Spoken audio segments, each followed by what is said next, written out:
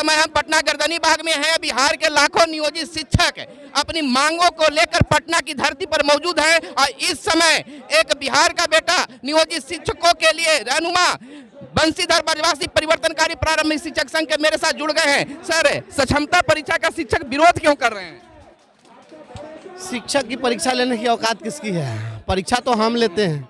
परीक्षा लेने का काम शिक्षक का है, वीक्षण का काम शिक्षण का काम और परीक्षण का काम शिक्षक का होता है, राजनेताओं का नहीं होता है और ऑफिसर्स का नहीं होता। शिक्षक की कौन चीज़ की परीक्षा होगी? परीक्षा वो लोग हर दिन परीक्षा देते हैं, कभी इस पाले में बैठ के परीक्षा देते हैं, कभी उस पाले में बैठ कर परीक्षा देते हैं। परीक्षा वो लोग देते रहे, परीक्षा हम क्यों देंगे? हम सक्षम अगर नहीं थे तो 20 साल तक हम जो पढ़ा रहे थे तो पहले सरकार अपनी गलती के लिए माफ़ी मांगे बिहार की जनता से। बगल में गंगा जी हैं, जाके उसमें जल समाधि ले ले और पूरे बिहार की जनता से इस बात के लिए माफ़ी मांगे हाथ जोड़ करके कि 20 साल तक अक्षम शिक्षकों से हमने पढ़वाया है और बिहार के बच्चों का भविष्य बर्बाद किया है। अगर शिक्षक अक्षम थे, अयोग्य थे तो 20 साल तक पढ़वाना नहीं चाहिए था। और यदि आपने उसको एक बार यदि आपने दक्ष डिक्लेयर किया, हमारी परीक्षा हो एक बार दक्षता परीक्षा, हम यह पूछना चाहते हैं कि आखिर दक्षता शब्द का अर्थ क्या होता है? दक्षता और शब्द का अर्थ क्या होता है और सक्षमता का अर्थ क्या होता है? दक्ष का मतलब अंग्रेजी में कहेंगे तो हाईली एक्सपर्ट होता है, उसी को दक्ष कहते हैं। कहा ये किस काम में निपुण है, दक्ष है।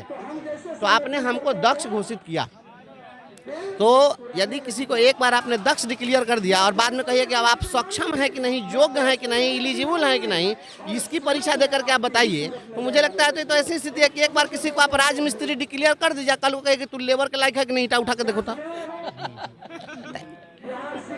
कितना हास्यास्पद लगता है।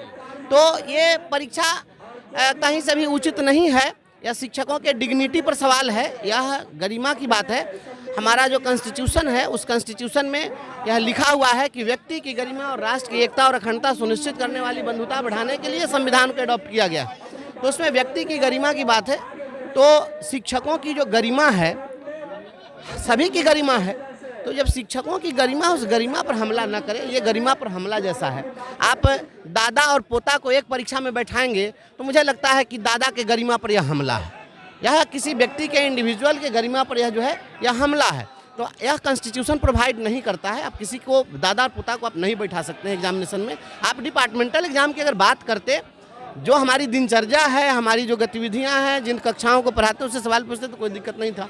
लेकिन ये दिक्कत है कि आप कहें कि आप सिलेबस, आप एमए के योग्यता पर बहाल हैं और उसके सिलेबस से हम आपसे सवाल पूछेंगे।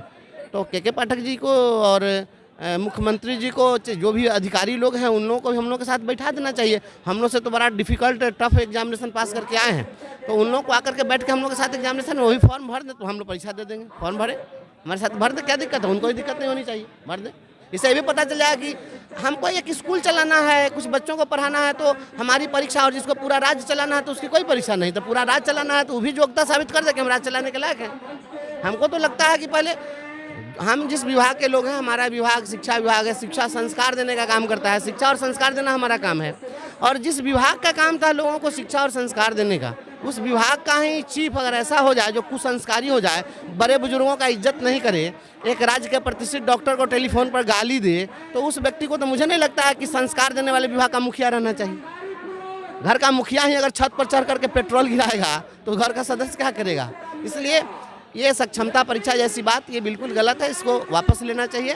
विभागीय परीक्षा जैसी अगर कुछ बात होती जो हमारे गतिविधियों से संबंधित हो तो कोई आपत्ति नहीं थी। और सबसे गहरी आपत्ति है कि अंतर जिला स्थानांतरण, ये कह रहे हैं कि हम आप लोग का घर उजाड़ देंगे। लोग उजड़ जाते हैं महज एक घर बनाने में, ये तरस नहीं खाते हैं बस्तियां जलाने में। ये शिक्षकों की बस्तियों को जलाना चाहते हैं, इनके बसे हुए बसाए घर को आप उजाड़ना चाहते हैं। अरे आप इंसान हैं या राक्षस हैं? हमारा तो देश इस प्रकार का है कि किसी के बेटा बेटी की शादी कराने में पुण्य का भाव महसूस करता है, और आप क्या, पति अलग चला जाए, पत्नी अलग चली जाए, इस प्रकार की व्यवस्था ला रहे हैं। अपने बच्चों से ये दूर हो जाएं। आप इन शिक्षकों को उनके परिवार के सदस्यों से, उनके बीमार माँ बाप से, उनके छोटे छोटे मासूम बच्चों से दूर करके कौन सा पुण्य अर्जित करना चाहते हैं? विरोध इन्हीं चीज़ों का है। यह सरकार ह्यूमन डिग्निटी पर, टीचर्स डिग्निटी पर यह सवाल खड़ा कर रही है, उस पर कुठाराघात कर रही है। इसलिए इस सरकार को जवाब देने के लिए हम लोग विरोध कर रहे हैं। तो नियोजित शिक्षकों के टैलेंट की चर्चा भी के पाठक की है सर। टैलेंट उनमें नहीं है, उनमें भी टैलेंट है। हम लोग भी उनके टैलेंट की खूब चर्चा करते हैं और पूरा बिहार आजकल उनके टैलेंट की चर्चा कर रहा है। और अभी नहीं करा, पहले से भी करता रहा है। जब शराबबंदी कराए थे ना, तो उसमें टैलेंट की बड़ी चर्चा हुई थी। उसके पहले बालू खनन में थे, उसमें भी उनके टैलेंट की चर्चा हुई थी। एक बार टैलेंट की चर्चा थोड़े हुई है, दो बार हाई कोर्ट जो है 2.25 लाख, एक बार 25,000 जुर्माना ठोका था। उनके टैलेंट की चर्चा हाई कोर्ट के जज भी करते हैं, तो टैलेंट तो है ही है। राजनीतिक चर्चा में भी आप लोग शामिल रहते हैं। स्थानीय निकाय में रहकर जो सत्ता पक्ष के लोग हैं, जो सरकार है, उनके राजनीति को शायद शिक्षक प्रभावित करते हैं। स्थानीय निकाय को और केवल एमएलसी का थोड़ा ही हम लोग करेंगे, हम लोग तो सबको प्रभावित करते हैं। शिक्षक तो पूरे सिस्टम को प्रभावित करता है।